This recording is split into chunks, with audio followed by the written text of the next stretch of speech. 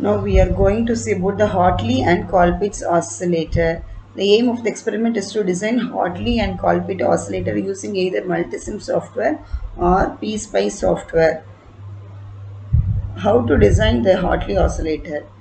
We have to fix the value of L1 and L2 and F frequency VCC as a 12 volt and I is equal to 3 milliamps, and we have to calculate the value of C. The frequency formula is 1 by 2 pi L equivalent into C, where L is equivalent is a series combination of L1 and L2.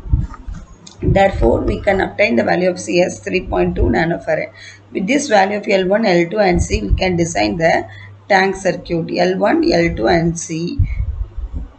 Okay, this L1 and L2 is series and C1 is connected in parallel, and which produces the oscillation, and it is given as an input for the CE stage. It also produces a phase shift of 180 degree, and this will also produces a phase shift of 180 degree. Therefore, totally there will be a 360 or 0 phase shift, and it produces the sinusoidal increasing waveform at the output. This is Hartley oscillator.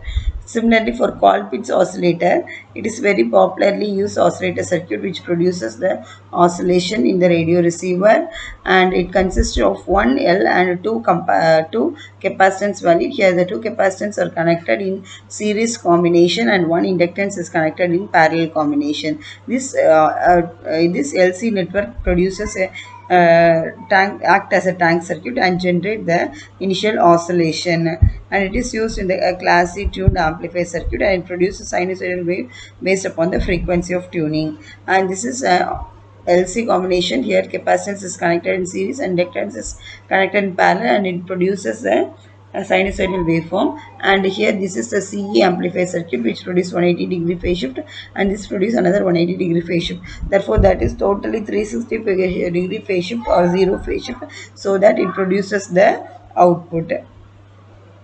This is the design procedure for this is the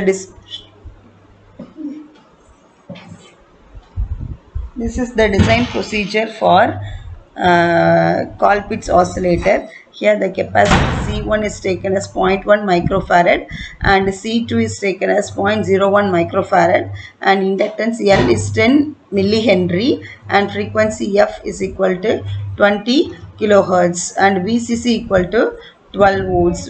Therefore, the formula frequency F is equal to 1 by 2 pi root of L C equivalent. Here we have to substitute the value for C1 and C2, where C equivalent is equal to C1 C2 divided by C1 plus C2, and we can obtain the value for the L. In this manner, we can calculate the basic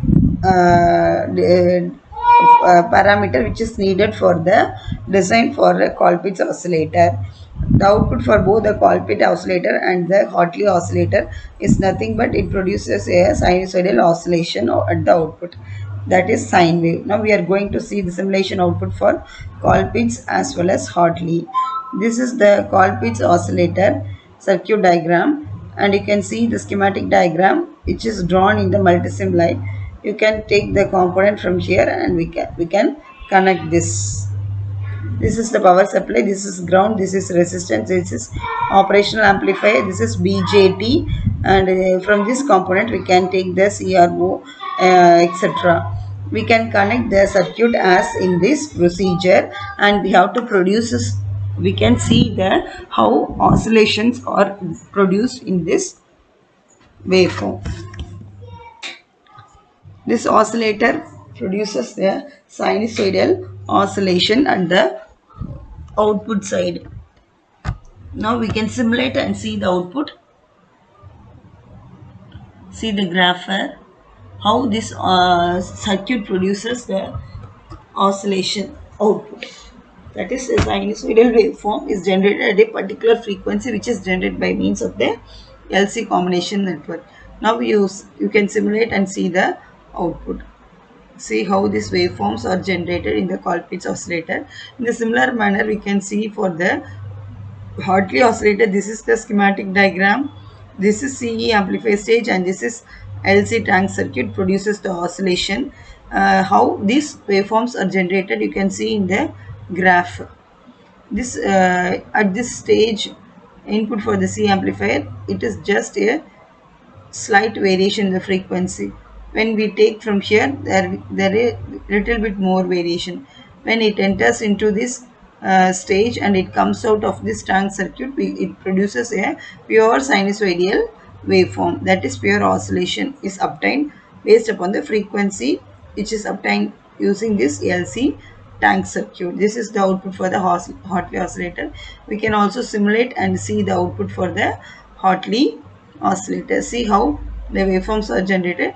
Suppose we want to adjust the scale, means you have to click this side and we can adjust the value of a particular parameter. If you want to see this blue color, that is the output of this particular terminal, we can select the value as a low parameter and we can adjust the particular time period so that it will be clearly viewed. Okay, how, so you can see how oscillations are generated. Okay, this is the output for the Hartley oscillator. Thank you.